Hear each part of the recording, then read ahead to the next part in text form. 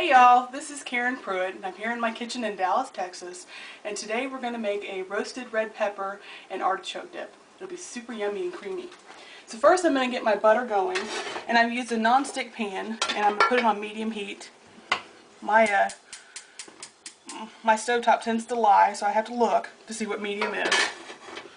And while that's melting, I'm going to show you my other ingredients. We have some roasted peppers here, mozzarella cheese, Parmesan cheese, some chopped up artichoke hearts, chopped up garlic, chopped up onions, of course, Philly cream cheese, and also some fried onions that'll go on top. I pre-chopped my onions because I don't like to chop onions, so I do them all at once. So yesterday I pre-chopped an extra medium onion and just put it into a bag and left it in the fridge. So it's ready to go for today. You don't have to wait until your butter's totally melted. Just get the onions going and get them cooking. Actually, I'm going to turn the heat up a little bit. And then you're going to cook your onions in the butter. Just stir once in a blue moon when you feel like it. And you're going to cook them until they are nice and golden brown, which will take about 10 minutes. As you can see, my onions have gotten nice and golden brown. They smell so good. I don't know what it is about frying onions, or actually frying onions in butter, that makes them taste so darn good, but they are just fabulous. So now we're going to add in our garlic and cook it down a little bit. I've pre-minced it, and normally what I do is while the onions are cooking, I chop everything else up. That way I'm not wasting any time and everything just gets done quickly. There's 4 cloves of garlic here, which sounds like a lot, but it's going to cook and take the sharpness out of it. So I'm going to cook the garlic in the onions, just kind of stir them in, get it going, and cook it for about a minute. And then while I'm doing that, I'm going to show you the beautiful roasted red peppers. This is just a jar of red peppers that I've mostly drained. You can see they're still releasing more juice. And I've just chopped them up into small bite-sized pieces. I've also taken a jar of artichoke hearts, or excuse me, a can of artichoke hearts, and chopped those up into bite-sized pieces, so those are ready to go in. Okay, we can add these onto our onions. And I'm just going to let these cook for a minute. And then, while these are cooking, I'm going to pull my baking dishes over so that I can get ready to do the next step, which is going to be, it's going to have to be pretty quick because the cheese needs to all go in at once to get mixed in. I do want to cook this for just a minute and let the artichokes and the bell peppers cook down just a little bit to kind of give them that almost roasted flavor and kind of enhance their delicious flavors. As you can see, most of the juice has cooked out of the bell peppers and artichokes. So now we're ready to add in our lemon. And we're adding lemon first because sometimes when you add it, and it's just a half of a squeezed lemon, sometimes when you add it after the cheese, it'll cause the cheese to separate. And you don't want that to happen because you want it to stick to all this other tasty goodness you have in there. So I just give it a quick stir, and you can see it already is mostly cooked out all the liquid. Now we're going to add our Philadelphia cream cheese. We're adding an entire package of it. And I've actually pulled this straight out of the refrigerator. So I'm going to kind of chunk it up and let it get warm so that it can mix in. I've also done this with the chive and onion Philadelphia cream cheese. Just used a whole package of that, and it is awesome. So you can substitute other cream cheeses that are Philadelphia only, because I'll be honest, the other brands suck. But you can substitute some of their other flavors and it'll still taste really delicious. Now while that's kind of heating up, I'm going to add in my mozzarella. Get all that goodness in there.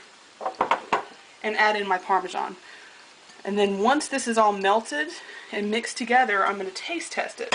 I don't want to test it yet because I won't know if it's salty enough or too salty until I've gotten all the cheese mixed in there, because all these cheeses have salt in them. So you're just going to start now. It'll take a couple minutes just to cook it.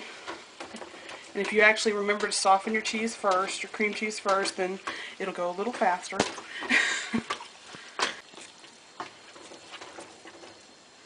Alright, so now you can see our cream cheese and our other cheeses have mixed in nicely and melted nicely. What we're going to do real quick is go ahead and taste test this. That's good. It does need a little bit of salt. Get my little salt guy out here and put a little kosher salt to taste. I don't like things real salty, so I tend to put less than most people. And that's probably about a 1/4 teaspoon of salt on there. Most people probably do 1/2. And then I love pepper, so I will usually crack at least a 1/4 to a 1/2 teaspoon of pepper. And I like black pepper really because it gives it a nice color. I'm not one of those people who thinks that you have to use white pepper to make it match. I think it's kind of nice to add a little something something to it. So give that a stir and taste test it one more time before we put it into our baking dishes. You can see I'm using a non-stick pan, and that's because the cheese sometimes does stick to the stainless steel pans, and I really don't want to have this stick and then have a mess because I don't want to waste even a drop of this. Taste it again. Oh, awesome. Okay, so now we're going to take our hot mixture and pour it into dishes. And I've pulled 2 small bakers out. I normally would do this in just a bigger one, but I have some neighbors who are elderly and who have not been feeling very well lately, so I was going to take them some lovely dip to hopefully give them something they can snack on or just make into a meal even if they need to. So this, I usually put it into like a 2 or 3 quart baker, and these guys only seem to hold about half that. And now that they're in my baker, let's clean it up. Don't want to lose any of our little pieces. Spread it out flat. And now we're going to add on the fried, you can see these fried onions. These are good. And basically these, I'm going to spread them out once I add them on top. Basically these will give you a nice crisp crust. And we're just going to pop this into the oven at 325 for about 15 minutes. It'll make sure these onions are super, super crisp. It'll help that cheese and everything else to keep combining and getting all warmed through, and it'll taste super delicious. Okay, we've now pulled the lovely artichoke dip out. As you can see, it's all nice and bubbly, and you may not be able to hear it, but it's kind of cracking and popping as it's getting super duper crispy. Oops. So I dip my finger into it. I stick it on the platter. And now I'm going to add some chips around it so you have something to eat it with. Now these chips are ones that I've made myself. All I did was take corn tortillas, and I took probably about a dozen or so of them, and I chopped them up into 8s. Takes all of a minute or 2.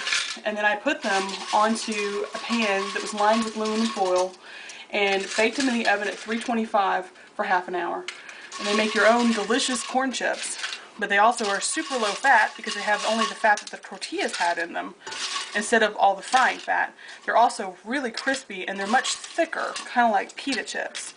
But if you don't want to make your own corn chips, you can also just use regular tortilla chips, or you can use pita chips. Whatever you like to serve your dip with, use that.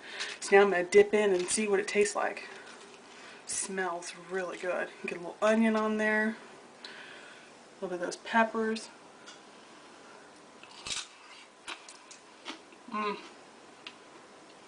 That's really delicious.